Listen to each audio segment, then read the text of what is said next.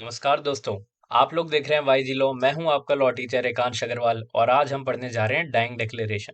Dying declaration given हमें section 32 sub section 1 of Indian evidence act 1872 के अंदर। और इस वीडियो के अंदर हम देखेंगे इसके meaning and essentials, dying declaration admissible होता है या नहीं होता, इसका फॉर्म, प्रोसीजर एंड रिकॉर्डिंग कैसे करते हैं, और एविडेंशियरी वैल्यू क्या है डाइंग डिक्लेरेशन की with respect to case laws.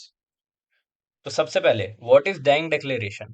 तो जैसा कि मैंने आप लोगों को बताया कि it is given under section 32 sub section 1 of Indian evidence act 1872। तो ये वाला जो पार्ट है इंडियन एविडेंस एक्ट का, ये रिलेट करता है statement by person who can not be called as witness in the court of law. क्या मतलब हुआ? सेक्शन 32 कहता है कि cases in which statement of relevant fact by person who is dead can not be found etcetera is relevant. तो इस section के अंदर हमें 8 सब सेक्शन दे रखे हैं और उसी में से सबसे पहला सब सेक्शन है dying declaration. When the statement of relevant fact by person who is dead relates to the cause of death.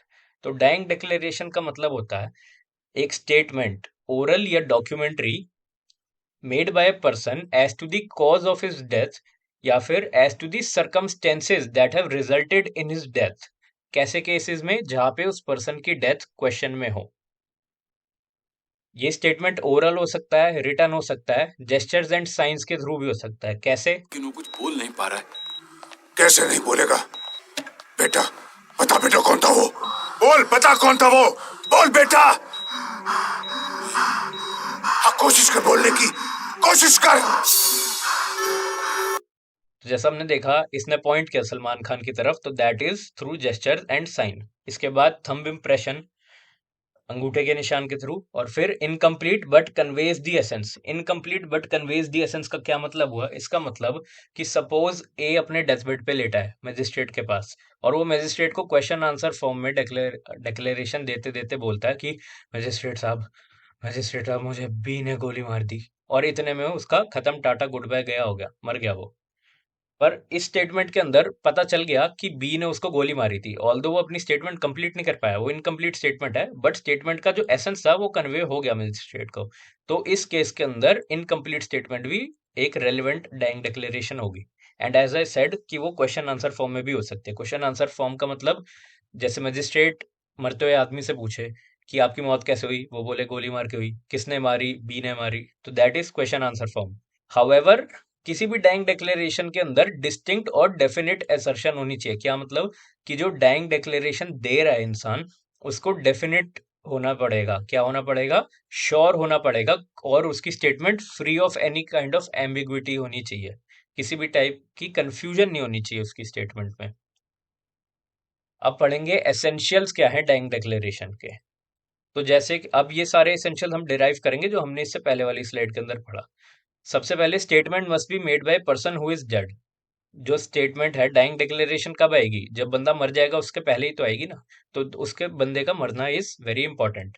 Second, statement must be oral और डॉक्यूमेंट्री और थ्रू कंडक्ट। थ्रू कंडक्ट मतलब जैसे हमने देखा था उस video के अंदर, थ्रू जेस्चर्स एंड साइंस।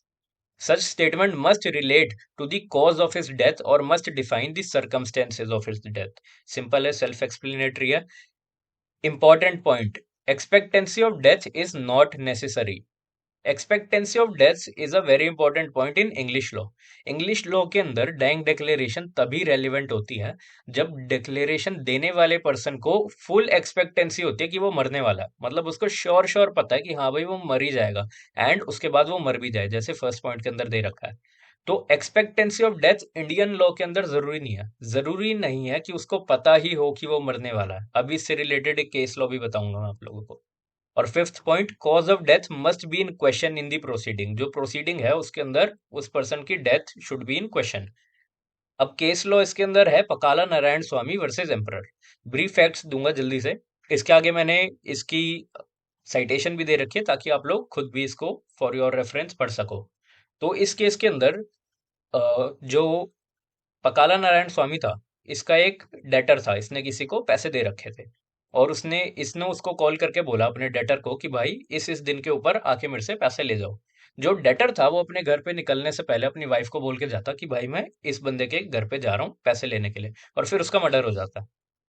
तो इस प्रोसीडिंग के अंदर ऑल्दो उसको नहीं पता था कि वो मरा मारा जाएगा, उसको एक्सपेक्टेंसी नहीं थी डेथ की, लेकिन उसने बताया अपनी बीवी को। क्या बताया? कि मैं इसके घर जा रहा हूँ। तो क्या हुआ? सरकमस्टेंसेस ऑफ हिज डेथ हो गया।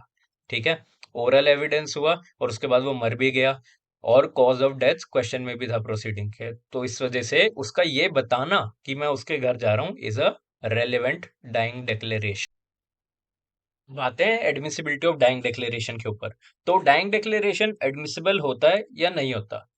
तो जैसा कि हम सबको पता है, hearsay evidence is not acceptable in the court of law. Hearsay evidence क्या होता है? कही सुनी बातें। अब डाइंग डिक्लेरेशन भी एक तरीके से कही सुनी बात ही है। क्यों? मरने वाले ने बोला और सुनने वाले ने सुन लिया और उसने जाके कोर्ट में बता दिया कि उसने मरने से पहले ये बोला था। तो that is a type of hearsay evidence, but it is exception to hearsay evidence and is admissible in the court of law. Grounds of admission क्या है? सबसे पहले ये माना जाता है कि victim is generally the only principal eye witness to the crime. उसको तो पता ही है ना कि क्राइम कैसे हुआ, क्योंकि उसके साथ हुआ है। और सेकंड पॉइंट, कि sense of impending death creates a sanction which is equal to obligation of an oath. क्या मतलब हुआ इसका? इसका मतलब इस पॉइंट से डिराइव होता है। ये एक मैक्सिम है, नीमो मोरिट्यूरस प्राइसिमुतुर मेंतीरे। अगर मैंने प्रोनाउंसिएशन मैसअप कर दी तो प्लीज माफ कर दो। इसका लिटरल ट्रांसलेशन है, a man would not like to meet his maker with a lie in his mouth. क्या मतलब हुआ? मर गया। हाँ, और मरते मरते हमसे मजाक कर गया।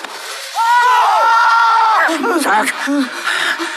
मरता हुआ आदमी कभी झूठ नहीं बोलता। नहीं। मरता हुआ आदमी कभी। तो इसका यही मतलब है कि मरता हुआ आदमी कभी झूठ नहीं बोलता। क्यों नहीं बोलता? क्योंकि उसको ऊपर जाके भगवान को अपनी शक्ल दिखानी है, तो इस वजह से वो झूठ बोलते हुए नहीं जाएगा।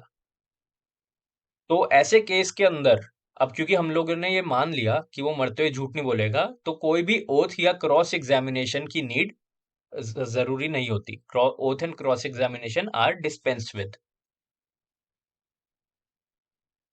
डाइंग डिक्लेरेशन को कोई भी टाइप की कोरोबोरेशन की रिक्वायरमेंट नहीं होती। कोरोबोरेटिव एविडेंस अंडर सेक्शन 157 पढ़ा है हम लोगों ने।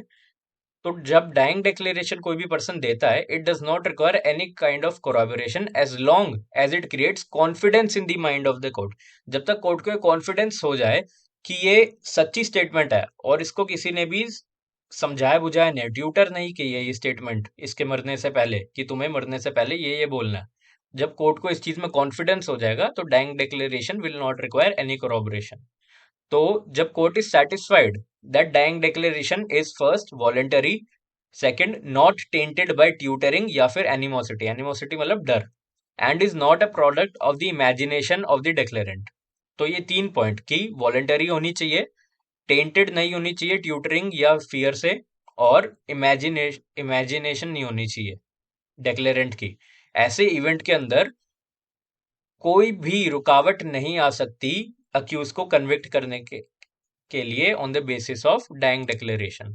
अब आप लोग बोलोगे कि एडमिसिबल तो है, बट कौन से केसेस में एडमिसिबल नहीं है? तो व्हेन नॉट एडमिसिबल, फर्स्ट, जब डाइंग डिक्लेरेशन इनकम्प्लीट हो और फुली कन्वे ना हो एसेंस स्टेटमेंट का। सबसे पहले हमने क्या पढ़ा था? कि dying declaration will be relevant अगर वो इनकम्प्लीट हो पर स्टेटमेंट का एसेंस कन्वे हो जाए। यहाँ पे स्टेटमेंट का एसेंस अगर ना कन्वे हो पाए तो वो एडमिसिबल नहीं होगा। सेकंड, जो पर्सन ने डाइंग डिक्लेरेशन दी है वो बच जाए, वो मरे ही ना। फर्स्ट एसेंशियल क्या था? कि person who made the dying declaration is dead. अगर वो बच जाता है तो it will not come under dying declaration, लेकिन वो स्टेटमेंट को हम एज कॉन्ट्रडिक्टरी और कोरोबोरेटिव एविडेंस की तरह पे हम लोग उसको एडमिसिबल करा सकते हैं कोर्ट ऑफ लॉ के अंदर। Third, when it is false, involuntary, tutored और गिवन अंडर एनी फेयर और इज इमेजिनरी, जो कि हमने ऊपर वाले पॉइंट के अंदर पढ़ा। तो इन केसेस के अंदर dying declaration will not be admissible. तो अब आते हैं form and procedure of recording के ऊपर। तो कोई भी पर्टिकुलर फॉर्म ऑफ प्रोसीजर या फॉर्म ऑफ रिकॉर्डिंग हमें नहीं दे रखा स्टैट्यूट के अंदर, पर सर्टेन केसेस के अंदर एक रीजनेबल प्रोसीजर लेना पड़ता है। क्या जनरल रूल ये कहता है कि it is advisable to get the statement of the deceased certified from a doctor. किस बारे में? With respect to his state of mind while giving the declaration. इसका मतलब यही हुआ कि जनरल रूल के अकॉर्डिंगली डॉक्टर से ये सर्टिफिकेशन ली जाती है कि जो आदमी ने मरते हुए स्टेटमेंट दी, क्या वो मेंटल कैपेसिटी के अंदर अपनी स्टेट, उस स्टेट ऑफ माइंड के अंदर जो उसकी स्टेट ऑफ माइंड थी मरते हुए, क्या वो ये एविडेंस दे सकता है, क्या वो ये डिक्लेरेशन दे पाएगा, विल इट बी करेक्ट? तो दैट इज जनरल रूल। लेकिन इसका एक केस है, Laxman versus state of Maharashtra, 2002 का केस है। इस केस के अंदर सुप्रीम कोर्ट ने ये कहा था कि in case of absence of a certification from the doctor, dying declaration is not rendered unacceptable। क्या मतलब कि अगर सर्टिफिकेशन नहीं ली है डॉक्टर से उसके बाद भी ऐसा मतलब नहीं है इस चीज का कि डाइंग डिक्लेरेशन अनएक्सेप्टेबल मानी जाएगी, it will still be acceptable. State of mind, तो जो सेटिस्फैक्शन है पर्सन की रिकॉर्ड करते हुए स्टेटमेंट, जो भी पर्सन रिकॉर्ड कर रहा है स्टेटमेंट, वो उसको सेटिस्फैक्शन होनी चाहिए कि जो इसका स्टेट ऑफ माइंड है डिसीज का वो सफिशिएंट होगा, चाहे वो मजिस्ट्रेट हो, पुलिस ऑफिसर हो, डॉक्टर हो या फिर कोई जनरल पर्सन हो। It would be sufficient to hold that deceased were in a position to make a statement. Second point, sole evidence. जिस केस के अंदर dying declaration is the sole evidence जिसके ऊपर प्रोसिक्यूशन रिलाई कर रहा है, ऐसे केसेस के अंदर जनरल रूल ये कहता है कि कोर्ट्स को ड्यू केयर और कॉशन एक्सरसाइज करना चाहिए टू इंश्योर कि ये स्टेटमेंट जेन्युइन है। कैसे केस के अंदर? जहां पे प्रोसिक्यूशन जो है it is relying only on dying declaration, उसके अलावा कोई भी corroborative evidence they are not relying upon. तो ऐसे केसेस के अंदर court have to exercise due care, caution and ensure the genuineness of the dying declaration. क्यों? क्योंकि डाइंग डिक्लेरेशन के केस के अंदर जो अक्यूज होता है उसके पास कोई भी अपॉर्चुनिटी नहीं होती उसको क्रॉस एग्जामिन करने की, डाइंग डिक्लेरेशन को। पढ़ेंगे who can record the dying declaration. तो जनरल रूल कहता है कि magistrate, police officer through FIR और अदरवाइज, डॉक्टर या any other person can record an dying declaration. However, in cases of multiple declaration, जब एक से ज्यादा पर्सन को आपने डाइंग डिक्लेरेशन दी है, तो जो स्टेटमेंट आपने हायर अथॉरिटी के पर्सन को दी है, जिस पर्सन के पास ज्यादा अथॉरिटी है, उसको ज्यादा रिलायबल और ज्यादा एविडेंशियरी वैल्यू दी जाएगी। इसका एक केस है पानीबेन वर्सेस स्टेट ऑफ गुजरात। तो इस केस के अंदर जो विक्टिम थी, उनको ये श्रीमती पानीबेन जो कि यहाँ पे अक्यूज है, इन्होंने जिंदा जला के मार दिया था सोते हुए। तो जब उसके बाद क्राइम सीन के ऊपर कुछ विटनेसेस पहुंचे, तो उन्होंने उनको स्टेटमेंट दी सबसे पहले कि उनको उनकी मदर इन लॉ जो कि ये श्रीमती पानीबेन है, इन्होंने जला के मारा। फिर वहां से वो हॉस्पिटल गए, उन्होंने वहां पे पुलिस ऑफिसर को भी यही स्टेटमेंट दी, और फिर बाद में हॉस्पिटल में एडमिट होने के बाद उनको मजिस्ट्रेट को भी यही स्टेटमेंट दी। तो इस केस के अंदर मल्टीपल डिक्लेरेशन हो गई, ऑल्दो सबका एसेंस सेम ही था, सब स्टेटमेंट्स के अंदर यही बोला गया कि श्रीमती पानीबेन ने उनको जला के मारा है। तो यहाँ पे एसेंस सेम है स्टेटमेंट का, बट मल्टीपल डिक्लेरेशन है। तो जो भी उन्होंने हायर पर्सन ऑफ अथॉरिटी, कौन होगा हायर पर्सन? मैजिस्ट्रेट। तो मैजिस्ट्रेट को जो भी बोला होगा that will be more reliable and given a higher evidentiary value. अब जहां पे मल्टीपल डाइंग डिक्लेरेशन में कॉन्ट्रडिक्शन आ जाए, सपोज इन्होंने अपने घर के लोगों को कुछ और बोला होता, आई विटनेसेस को, और पुलिस ऑफिसर को कुछ और मजिस्ट्रेट को कुछ और बोला होता, ऐसे भी केस के अंदर यूजलेस नहीं माना जाता है डाइंग डिक्लेरेशन को। बट जैसा कि हमने पहले पढ़ा था कि कोरॉबरेशन रिक्वायर्ड नहीं होती है, जहां पे मल्टीपल डाइंग डिक्लेरेशंस के अंदर कॉन्ट्रडिक्शन आ जाए, वहां पे इट बिकम्स सब्जेक्ट टू कोरॉबरेशन। अगर उसको ट्रू एंड रिलायबल प्रूव कर दिया जाता है on the basis of corroborative evidence, तो conviction can be made, if not, statement credible नहीं मानी जाती। अब पढ़ेंगे evidentiary value of dying declaration with respect to case laws. तो इसके अंदर हम दो केसेस डिस्कस करेंगे। एविडेंशियरी वैल्यू क्या होती है? एविडेंशियरी वैल्यू मींस कि कोर्ट उसको एज अ एविडेंस कितनी इंपॉर्टेंस देगा in the court of law. तो सबसे पहला मैटर है खुशहाल Rao versus state of Bombay, 1958 का मैटर। इसके अंदर था कि supreme court said dying declaration is a substantive piece of evidence. क्या बोला? सब्सटैंटिव पीस ऑफ एविडेंस, मतलब it is a complete evidence in itself, and conviction can be made solely on the basis of dying declaration. तो जैसे कि हमने इससे पहले discuss कर रहे थे कि जिन केसेस के अंदर prosecution solely on basis of dying declaration rely करता है, तो वो कर सकता है। ये केस के अंदर हमें ये बताया गया था, a true and voluntary dying declaration needs no कोरॉबरेशन।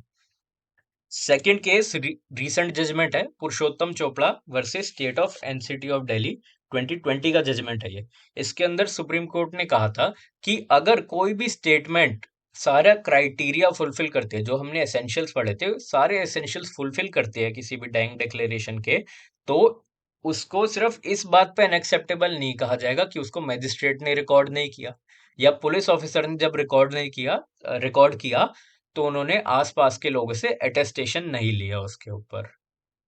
इस बेसिस के ऊपर उसको डिस्कार्ड नहीं किया जा सकता। तो इससे हमें पता चलता है कि dying declaration has high evidentiary value in the court of law. तो थैंक यू दोस्तों, आज का लेक्चर यही खत्म होता है। लाइक शेयर सब्सक्राइब करना मत भूलना। गुड नाइट, शब खैर।